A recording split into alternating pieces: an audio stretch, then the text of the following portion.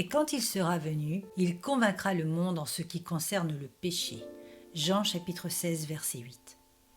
Bien peu d'entre nous connaissent une profonde conviction de péché. Nous savons ce que c'est que d'être troublés parce que nous avons mal agi.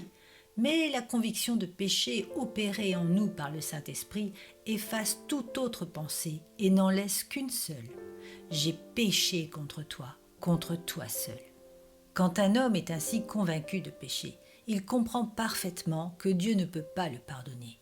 Car s'il le faisait, il abaisserait sa justice au-dessous de celle des hommes.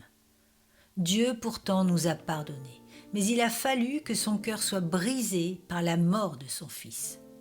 Le grand miracle de la grâce de Dieu, c'est le pardon de nos péchés. Et c'est seulement par la mort de Jésus-Christ que Dieu peut pardonner sans cesser d'être un Dieu juste. C'est une erreur de dire que Dieu nous pardonne parce qu'il est amour. Quand nous aurons été vraiment convaincus de péché, nous ne le redirons plus jamais. L'amour de Dieu exige le calvaire et rien de moins. L'amour de Dieu est inscrit sur la croix et nulle part ailleurs. Dieu ne peut me pardonner qu'à travers la croix de mon Seigneur.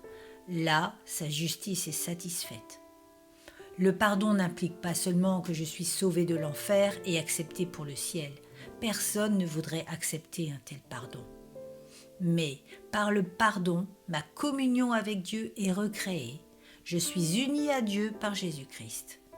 Le miracle de la rédemption, c'est que Dieu fait de moi pécheur, le reflet de son Fils, en substituant à ma nature celle même de Jésus-Christ.